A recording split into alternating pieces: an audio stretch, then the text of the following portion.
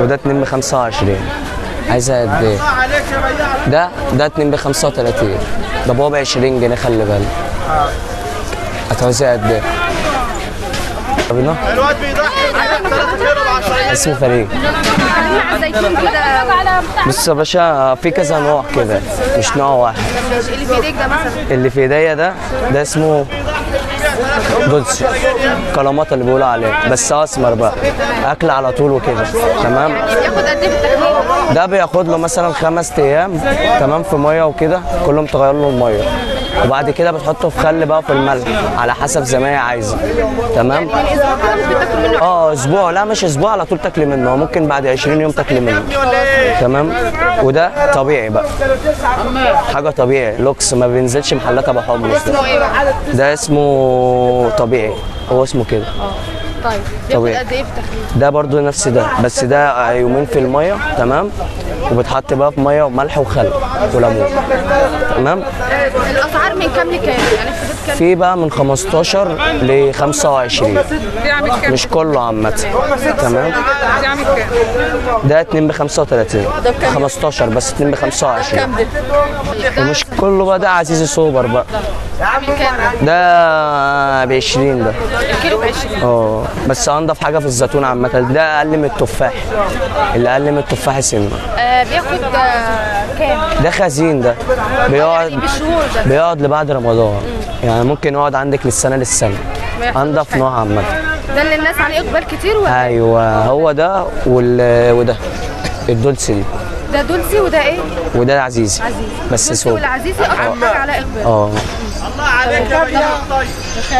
وفي ده بقى في حاجة خضرا هنا تمام. دي برضو حاجة خزين، بس كل حاجة ولها نوعها. السعودية يا محمد. اسمه ايه؟ ده اسمه عزيزي برضو. بس اقل من عزيزي بقى ده. طب بياخدوا قد ايه في دول خزين بقى بيقعدوا للسنة للسنة. بياخد شهور بقى؟ تمام. ايه اكتر حاجه عليها اقبال؟ قلت لي الدولسي الدولسي والعزيزي. تمام. الاسعار اختلفت من الاول للاخر؟ لا هي في الاول كانت رخيصه شويه، بس دلوقتي بقى الحاجه بتغلى انت فاهمه. يعني زيتون نقول بيشطب. الزيتون في الاخر الموسم بتاعه كده. طب بياخد قد ايه شهر كام شهر في الاسواق؟ يعني بياخد قد ايه؟ يعني مثلا ممكن يقعد له 3 شهور شهرين. 3 شهور. بس له قد ايه وكده وخلاص يعني هو في اخره طبعا كده، هو يعتبر في اخره. ايه اشهر الانواع بتاعت الزيتون؟ في تفاحي والعزيزي والطبيعي والاسمر تمام. وفي بقى انواع كتير. ايه اكتر حاجه ما بتاخدش طياب او ما بتاخدش وقت التخليل؟ في الوقت التخليل الطبيعي الاسمر ده. بكام ده يا اخوان؟ ده اللي بتاكلي منه على طول. بكام يا ابني؟ بصي ده بياخد له مثلا 15 يوم في الميه وبعد كده بتاكلي منه. ده وده ممكن بقى تقفلي عليه البرطمان ويقعد معاك بعد رمضان. تمام. وده نفسه برضه. بس الناس السنه دي على الزيتون كتير. والزيتون عامة السنة دي غالي، فالناس انت فاهمة مش متقبلها على قد كده. لا ما كانش في السنة اللي فاتت الزيتون، السنة دي بس. بس الإقبال برضو مش كتير. لا. طب بيجي منين الزيتون ده؟ الزيتون ده فيوم وفي سيوي. بيجي سيوي وفيوم.